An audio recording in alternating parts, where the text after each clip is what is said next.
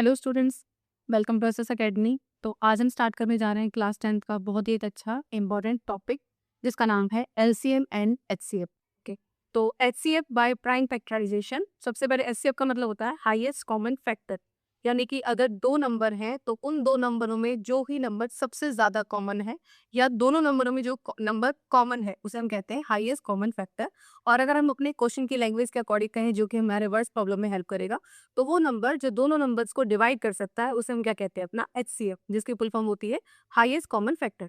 अब हम इन क्वेश्चन के थ्रू समझेंगे कि इसको हमें प्राइम फैक्टराइजेशन से किस तरीके से करना है। जैसे कि मैंने पहला क्वेश्चन लिया है 24 एंड 36, तो सबसे पहले हम 24 के फैक्टर बनाएंगे और उसके बाद हम 36 के फैक्टर बनाएंगे। तो 24 के फैक्टर बनाएंगे तो क्या हो गया, 2 1 ज़ा 2, 2 2 ज़ा 4, 2 6 ज़ा 12, 2 3 ज़ा 6, 3 1 ज़ा 3। ये हमारे हुए इसके प्राइम फैक्टर। अब इसी तरह से हम 3 के करेंगे। 3 1 ज़ा, पहले हमेशा छोटे नंबर से करेंगे तो पहले करेंगे 2 से।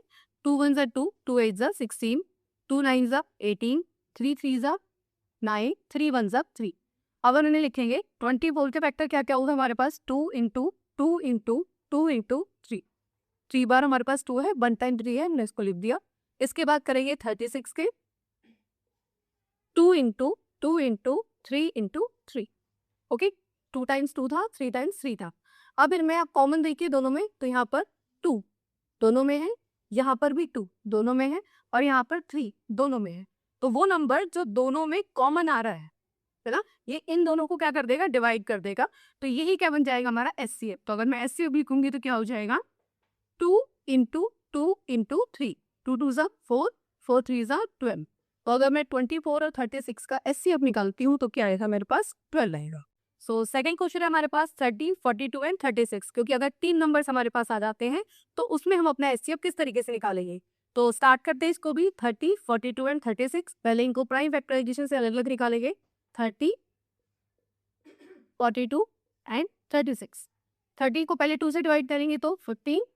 अब ये 15 2 से तो जा नहीं सकता, तो किससे करेंगे, 3 से। 3 5 ज़ा 15, 5 1 ज़ा 5। ओके, अब 42 को रहेंगे 2 से करेंगे तो जाएगा 21।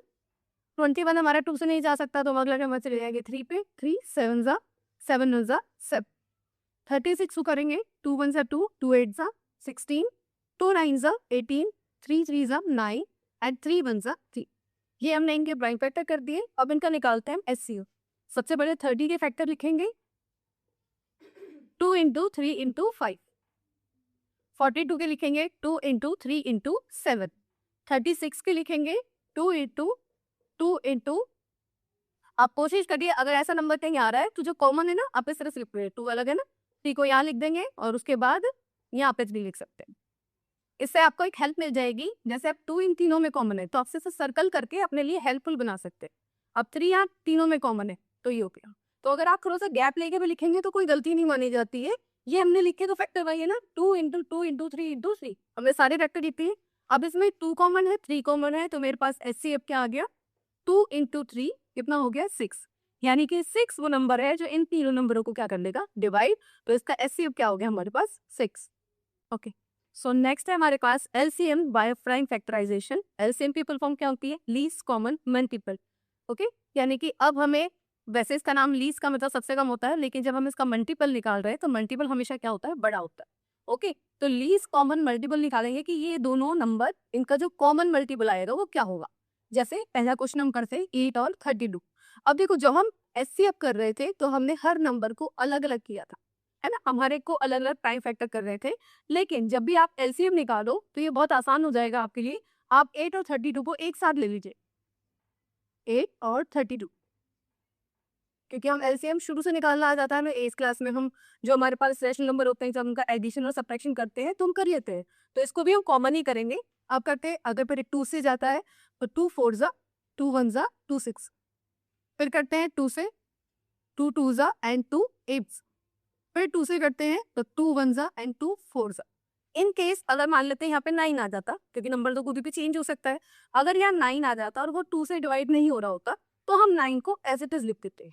ओके, बट क्योंकि हमें मेरे पास 8 है, डिवाइड जा रहा था तो मैंने लिख दिया। अब जैसे यहाँ पे 1 है, ये तो जाएगा ही नहीं आगे, तो इसको 1 नहीं लेके चलेंगे। 2 2 ज़ा, फिर 2 से करेंगे और 1 1। कोशिश हमारी क्या रहती है कि लास्ट में 1 1 आ जाए, यहाँ तक हम इसको कंप्लीट कर लें। अब आपको इनका एलसीएम निकालना है, तो कैसे निकालेंगे एलसीएम? इन सारे वेक्टर्स को लिखोगे आप 2 into 2 into 2 into 2 into 2, 1 2 3 4 5। Okay, 5 times है। आप इसको 2 की पावर 5 भी लिख सकते हो, कोई बड़ी चीज नहीं है। और इस तरीके से भी लिख सकते हो, क्योंकि आपको आंसर मल्टीप्लाई करके देना है।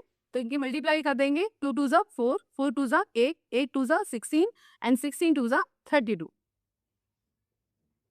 ओके, नेक्स्ट क्वेश्चन हमारे पास 32, 48 एंड 64।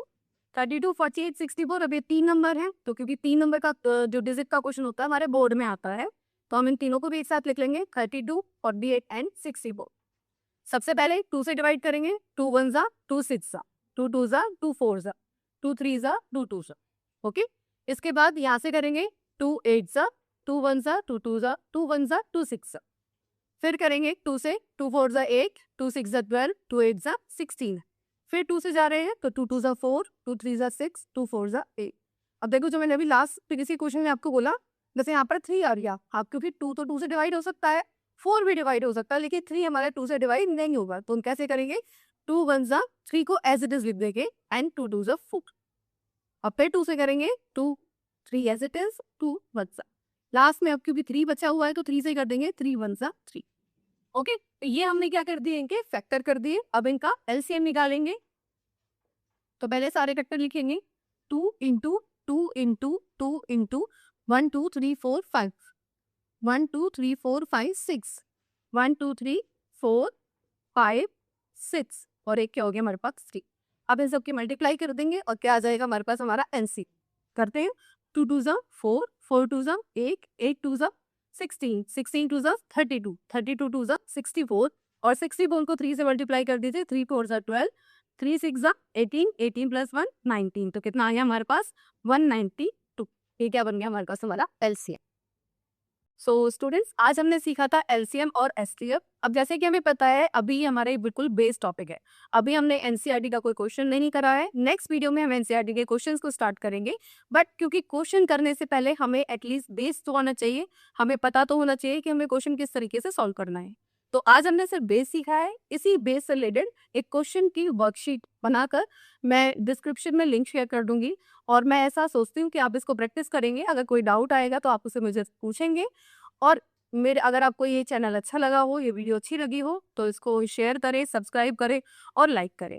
और साथ ही साथ अपने फ्रेंड्स में जो भी ऐसे बच्चे हैं जो भी 10th क्लास में आए हैं, तो उनको शेयर करें, ताकि वो अभी से अपना 10th का मैथ का बेस अच्छे से कर सकें। Thank you so much.